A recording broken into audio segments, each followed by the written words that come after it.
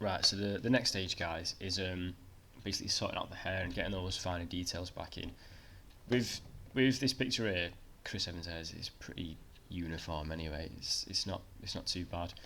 You can kind of tell at the top here though.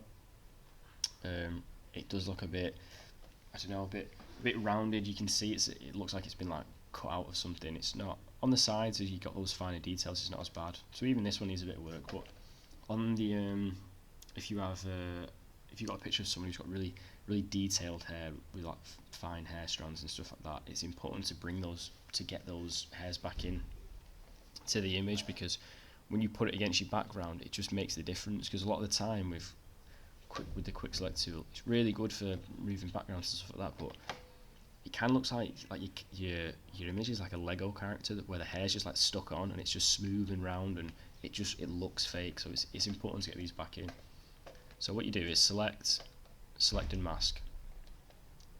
Now, whereas before we had the quick selection tool, you want to use the one below it, the refine edge brush tool. And what you want to do is zoom in a bit more. Just paint around the top of his head, and what it'll do is it'll just bring in those finer details. And what it'll also do is, if you look, for example, here's a good example, in between those two strands of hair you see the red background, whereas before it may have had the background of your original image that the quick selection tool wasn't able to remove. So doing this, it just make things a lot more detailed, kind of like gets it near that final stage. Like even here now, that's like a tiny grey hair. It just makes things look a lot better, a lot more realistic as well. Like it'll help to make when you put this on your new background, it'll help to make it look like that's where it belongs, and you've not just copied and pasted it somewhere.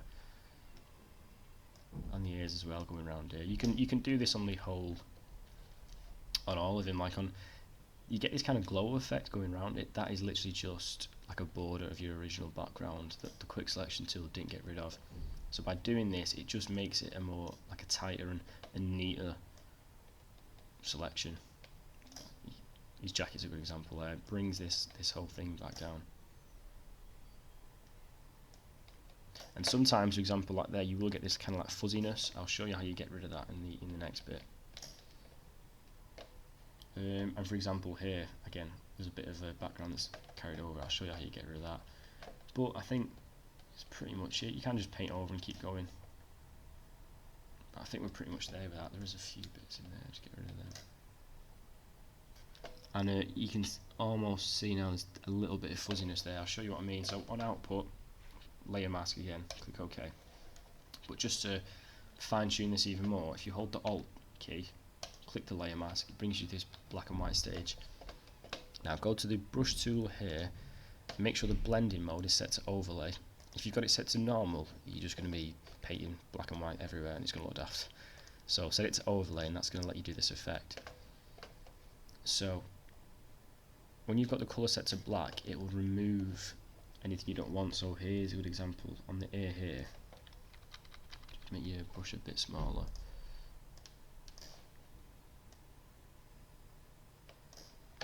If you hold Alt and click on the mask again, whereas before we had that bit of background that stayed, this will remove it now. So when you've got it set to black, it will remove any unwanted textures and things you don't want. Again, here's an example. You get this kind of fuzziness from doing the refine brush tool. If you just set it to black, it'll remove that for you.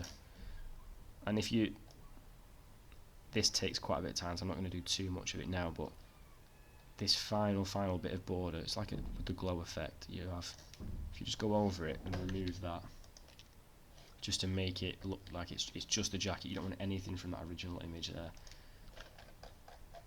But what you can also do, this isn't too bad, this is a pretty good composition, there's bits of the fuzziness there you can get rid of, you can see it, you get rid of that, but pretty much this is near enough there. But if you select it to white, that will reinforce what's already there. So whereas the black selection takes stuff away, the white one will bring the colours back in. So where things are a bit faded there, you can just paint over it, and that'll, if you check, just brings it back in. That's basically how you do that.